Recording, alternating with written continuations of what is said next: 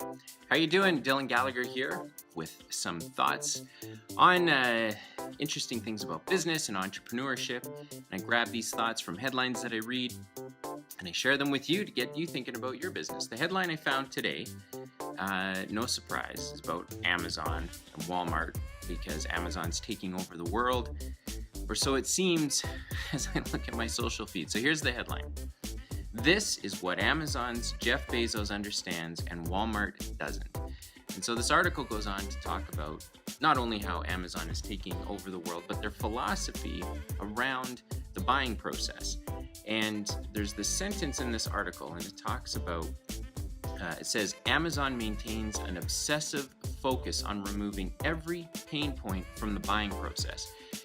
And so they go on to talk about, one-click buying. So if you've ever used Amazon, you can one-click buy something, ship it. They've got these little buttons that you can put on like laundry detergent where it's already set up with a quantity and all your payment information. When you run out of laundry detergent, you just push the button on the detergent and boom, a day later, detergent shows up on your front step. So that's pretty cool. But it's interesting because it's kind of a boring concept when you think about it. And this article talks about that as well, where, yeah, one-click buying, yeah, removing friction, blah, blah, blah. But the truth is that is a big deal. When you talk about what customers value about your business, most of the value comes from the experience that they're having. And so being able to remove friction or pain points enhances the experience, which increases the value, which ultimately means your business can earn a higher profit margin for the same product or service that your competitors are offering because you've become obsessive about focusing on removing the pain.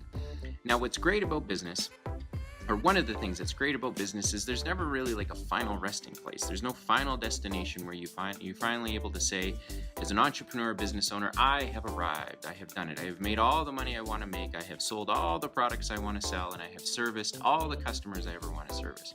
It doesn't work like that. Business is fluid, it's dynamic. Every day can be a different opportunity to do something cool and exciting and innovative and productive. And thinking about the pain process for your clients or your customers can lead to enormous opportunities for improvement. And oftentimes, it can take a couple of forms. If you're like me and you're left-brained and you're a little bit more analytical and you like boxes and arrows and spreadsheets and that sort of thing, then you just need to sit down and map out the process that your customer has to go through. And then be honest with yourself and say, okay, at each step along the way, how painful is this for a customer? Now, not painful in a sense that it's like physical pain, but painful in a sense that it's like, our customer probably spends a little bit of extra time doing this. How can we make that better? How can we make that different? How can we move that amount of work over here or remove it entirely so that, it doesn't have to be that way?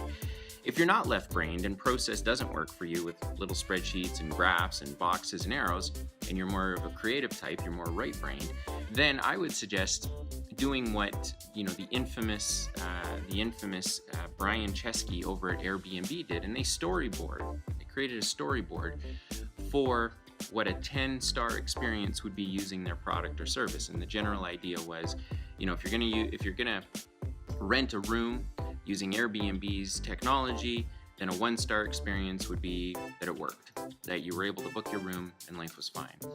But a 5-star experience might be that the person whose room you've booked has a car waiting for you at the airport so that they can pick you up and bring you to your place. When you walked into your place, there was a gift basket sitting there with your favorite chocolates or your favorite food and so forth. And so they continued to create this entire storyboard of what a 10-star or a 40-star or a 50-star experience would look like using their product or service.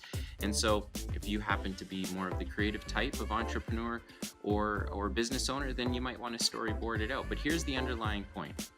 Customers pay a lot of money to not have to experience pain.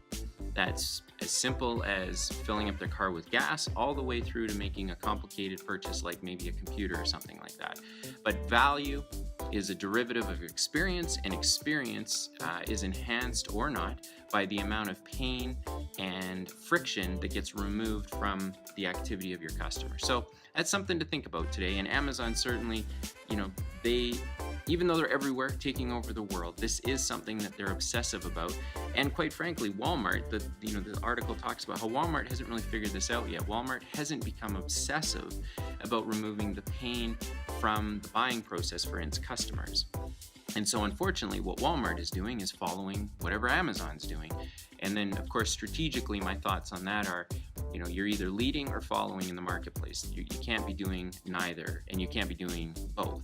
You're either a leader in your market, driving innovation and change and making life better for your customers, or you're following the leader and you're only ever going to be as good as their last best idea. So lots of stuff to think about there. Hopefully this resonates with you, helps you when you're done watching this, that you go back and you maybe reevaluate parts of your business, but guaranteed that if you're prepared to spend the time and effort removing pain and friction from the buying process, that you're going to be more profitable. Make sure to subscribe. Thanks for hanging out with me today, and I'll be here again tomorrow.